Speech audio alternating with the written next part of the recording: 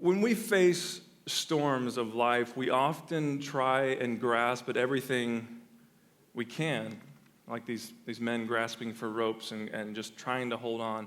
That we try and grasp at everything we can except for the solution, except for God. And we try and run to conventional ways to fix the problem. We run to coping mechanisms, maybe to numb the problem, to get through the storm.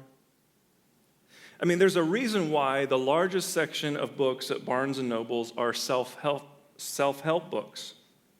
And here are a few interesting titles that I found kind of humorous that are in the self-help section. You Can Fly, Just Believe in Yourself. Codependence Made Easy. Pre-traumatic stress disorder. Think about that for a second. Weight loss that works. How to print your own money. I'd like to look into that. Live forever, become a vampire. All right. Improve your life the quick way, part 1. Forbes did a study on these self-help books in 2013, and the study showed that there are over 600,000, get this, books published a year on self-help. So obviously something is broken. Obviously these self-help books aren't really working. They're not really helping.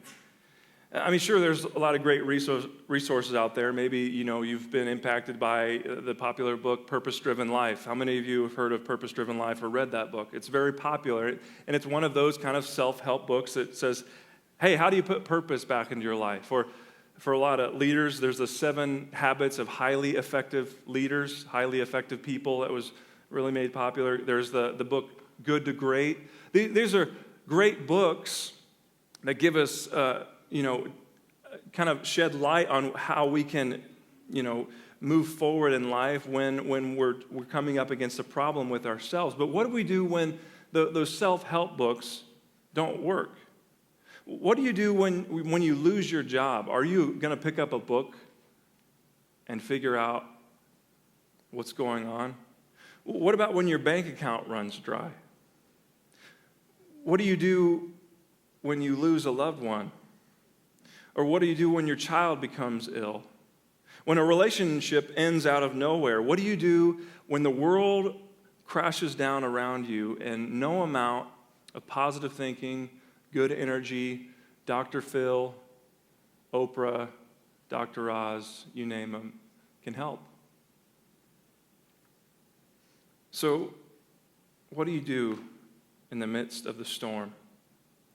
You see, it's only when we turn to God that we find peace in the midst of the storm. It's letting go of false security and holding on to God.